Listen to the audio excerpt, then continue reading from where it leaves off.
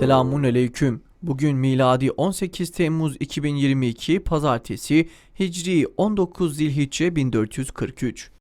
Günün ayeti. Onların çoğu Allah'a iman etmezler de ancak şirk katıp dururlar. Günün hadisi. Alimin abide üstünlüğü benim sizden en basitinize olan üstünlüğüm gibidir. Tarihten haberdar olmak için tarihte bugün neler yaşandı hep birlikte bakalım. 656.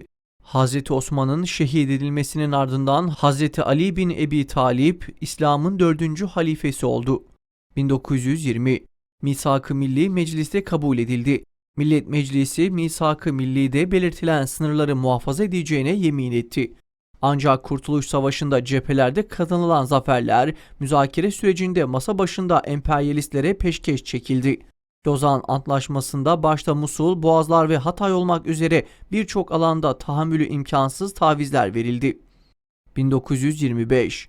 Adolf Hitler, nasyonal sosyalist fikirlerini açıkladığı kişisel manifestosu Kavgamı yayımladı. 1932. Türkiye, Cemiyeti Akvam'a yani Milletler Cemiyeti'ne 56. üye olarak kabul edildi.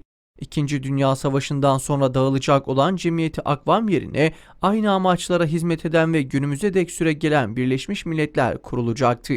Görünürde dünya barışına hizmet etmek ve milletler arasındaki anlaşmazlıkları adil bir şekilde çözmek üzere kurulan bu teşkilat, aslında dünyanın süper güçlerinin kurduğu egemenliği korumayı hedeflemektedir. 1932.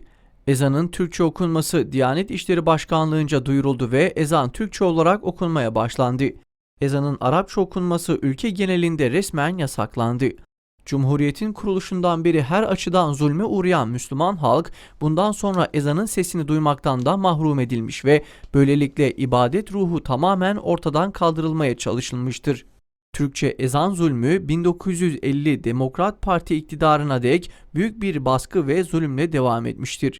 Bu zulme sessiz kalmayıp tepki gösterenler ve ezanı aslına göre okuyanlar istiklal mahkemelerinde en ağır bir biçimde cezalandırılmıştır.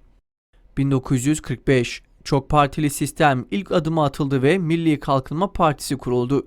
Partinin kurucuları arasında Nuri Demirağ, Hüseyin Avni Ulaş ve Cevat Rifat Atılhan gibi isimler yer aldı. Ortaya çıkan seçim sistemi nevi şahsına münhasır, sözde demokratik ve sözde çok partiliydi.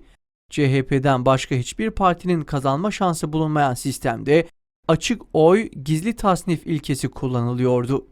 1953.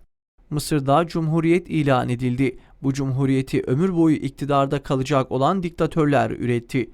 Cumhurun yani halkın iktidarı ise başka baharlara kaldı.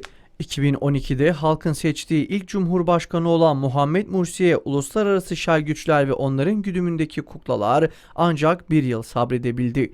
Daha sonra işgalcilerin desteğini alan çağın firavunu Sisi, Mursi'nin iktidarını askeri darbeyle gasp etti. 1993.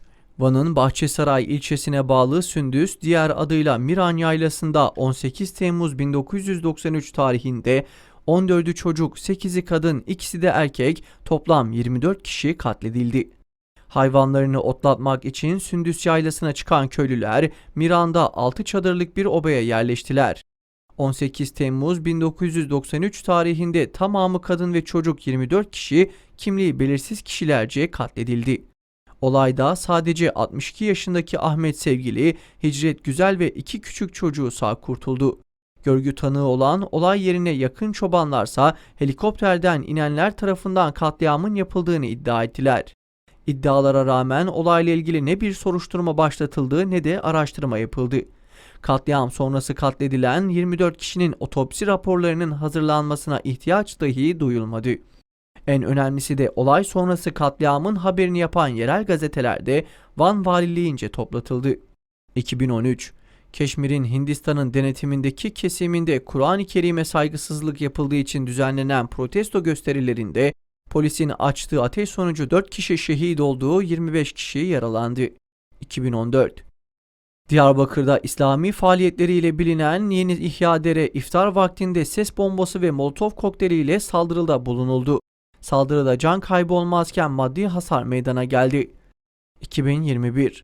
Sivas olayları mağdurlarından Ahmet Dede olarak tanınan Ahmet Turan Kılıç, 87 yaşında vefat etti. Ahmet Dede tam 27 yıl suçsuz yere cezaevinde kalmıştı.